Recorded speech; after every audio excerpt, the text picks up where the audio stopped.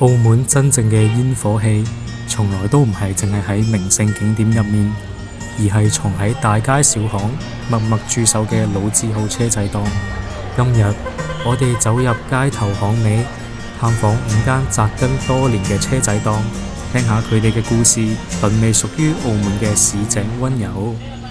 我屋企人做咗廿幾年，我做廿幾年，50年啦，幾十年啦，童年的回憶啊嘛，回味童年大把。最開心嘅事啊，日日都有靚仔靚女叫做阿姨，叫得我應為止啊。有次我好繁忙嗰陣時咧，佢要行到嚟叫我噶。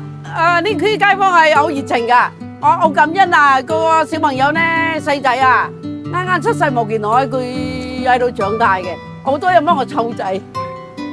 但係佢總係同我講，阿媽點解你唔來接我？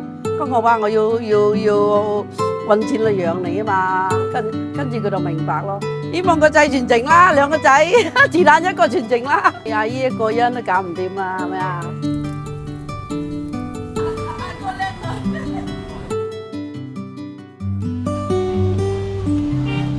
你頭先都見我同幾多人打招呼噶啦，行過係咪？識嘅。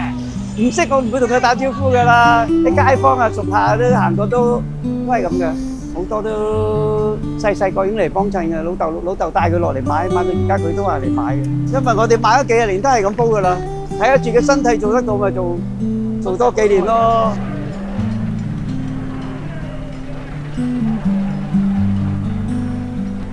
86年做咗40年啦。啲客嚟幫襯啊，咁啊有傾有講啊，咁咪開心咯。如果個個入晒庫咧，等於嗰條街度靜局晒嘅。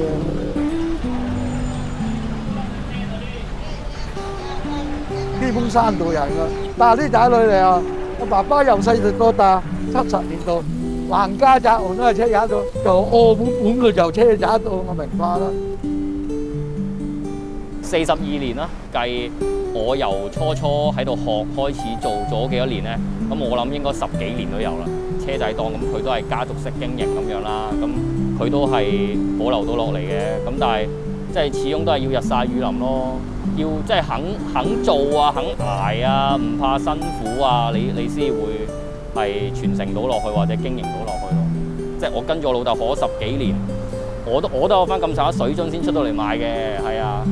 每一位堅持落手整、用心經營嘅攤主，都係本土味道嘅守護者同傳承人。呢一份人情味，就係澳門最真實、最接地氣嘅社區日常。